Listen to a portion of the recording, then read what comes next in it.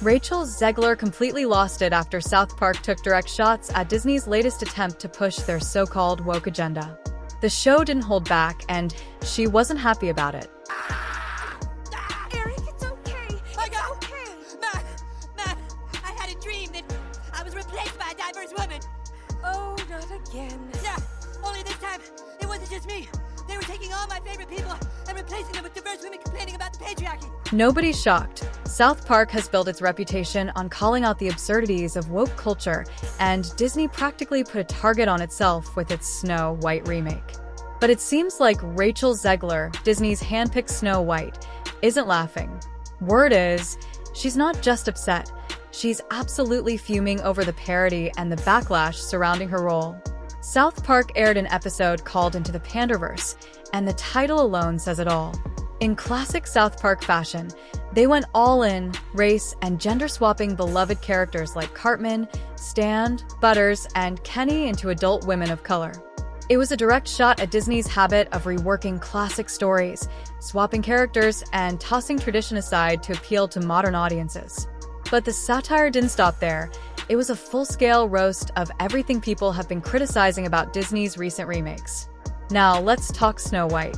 Casting Rachel Zegler, who is Latina, sparked plenty of debate, especially since the original character was literally named for her skin being as white as snow. Fans argue that the connection just doesn't make sense anymore, and honestly, they have a point. But it's not just the casting raising eyebrows. Disney has overhauled the entire story. The romance? Scrapped. The prince? Pretty much erased. The 7 dwarves?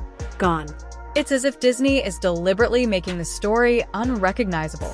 A little person, one person with dwarfism, and now they're just completely cut. There will be no dwarf actors at all working on this film, and in a live action, which means we're supposed to translate from animation to real life people. Rachel hasn't exactly helped her case with fans. In interviews, she's been called out for sounding dismissive and, frankly, entitled about her role. She's made it clear she's not a fan of the original Snow White, calling it outdated and problematic.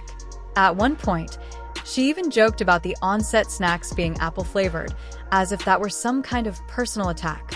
Really, Rachel? That's the focus? No wonder fans are frustrated. They feel like she's tearing down a beloved fairy tale to push a version that doesn't even feel like Snow White. And it only gets messy, eh? Rachel's comments about the prince raised more than a few eyebrows. She hinted that romance is no longer part of the story, saying it's not about the love story at all. She even joked about cutting all his scenes entirely. Whether or not she was serious, her tone didn't sit well with people. Fans aren't just upset about the changes. They're upset about how those changes are being framed, as if the original story was somehow wrong or outdated. And don't even get started on the 7 dwarves. Disney didn't just tweak them, they completely erased the concept. Snow White was built around her bond with these characters, yet that entire dynamic is gone. It's another example of how far Disney is willing to go to rewrite its classics, and audiences aren't buying it. If you're going to remake a generational film, shouldn't the goal be to honor its legacy, not erase it? We all loved growing up that are sadly being forgotten in this new adaptation. I also don't know who is more excited, this guy or me, because the way he was bouncing in that video was absolutely insane. But somebody said, who's playing Snow White, Ben or Brett? I can't even tell. Never heard that joke before. This isn't the first time Disney has faced backlash over drastic changes. Just look at The Little Mermaid. Casting Halle Bailey as Ariel sparked controversy, but at least that film kept much of its original charm. While some fans took issue with the casting, the story itself remained largely intact. That's not the case with Snow White. With so many drastic changes, fans feel like Disney is pandering to an agenda instead of creating something authentic. And when you add Rachel Zegler's tone-deaf interviews into the mix, it only makes things worse. Of course, South Park saw the perfect opportunity and ran with it. The show has always had a knack for holding up a mirror to society's absurdities, and Into the Panderverse was no exception. By race and gender swapping their own iconic characters, they pushed the satire to the extreme, showing just how ridiculous some of these creative decisions can be. And let's be real, South Park doesn't care whose feelings they hurt. Disney isn't the first to get roasted by the show, and they definitely won't be the last. It's no secret South Park has a long history of targeting Disney, but this episode felt tailor-made to critique the studio's current direction. While it poked fun at Hollywood's obsession with pandering, it was clear that Snow White was at the center of their focus. Disney has doubled down on controversial casting choices and story overhauls, and South Park wasn't about to let them off the hook. So, what's the main message of the episode? Changing a character's ethnicity or gender in a pre-existing story isn't real diversity, especially when it doesn't actually promote inclusivity. And let's be honest, South Park was never about exploring cultural or ethnic backgrounds, but Disney practically invited them to call out what they were doing to Snow White in the name of diversity, equity, and inclusion. For a lot of fans, that's the real issue. It's not about representation, it's about authenticity. Rachel Zegler's involvement hasn't helped either. Fans can't get past how dismissive she's been toward the original story. Her interviews don't feel like excitement for a cherished role. They feel like disdain for what Snow White was. Between her comments about stripping away the love story, sidelining the prince, and turning Snow White into some kind of warrior, she's managed to alienate just about everyone who grew up loving the original. White. How they're gonna sum that up and fix it, I have no idea. Please, please, please don't make it something where she's like asking him or like it's her.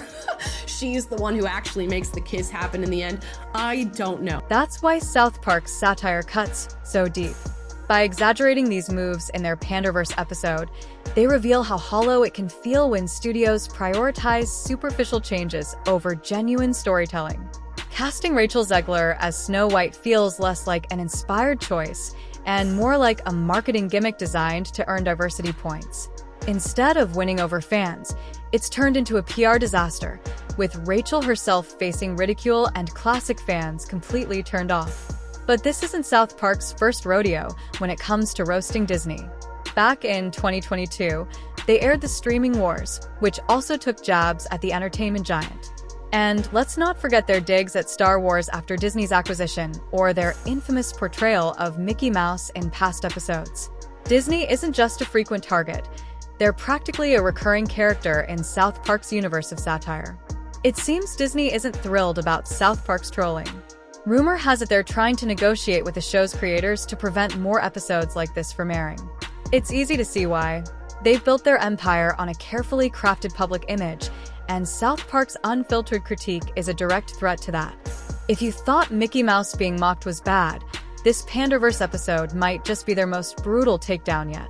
And kindness and friendship and inner beauty versus vanity and romance, for Pete's sake, because apparently that's missing in 2023. Weird. No! Also, speaking of the source material, many people were asking on— For fans, this isn't about pushing woke's propaganda. It's about respecting the stories they love. Snow White became iconic for a reason, and her love story was a core part of that. By removing it entirely, Disney isn't modernizing the tale, they're stripping away what made it resonate in the first place. Fans aren't demanding a frame-by-frame remake. They just want adaptations that honor the heart of the original while still feeling relevant. What do you think about all this drama? Let us know in the comments, and don't forget to subscribe for more updates on Snow White and Disney's latest moves. See you in the next one.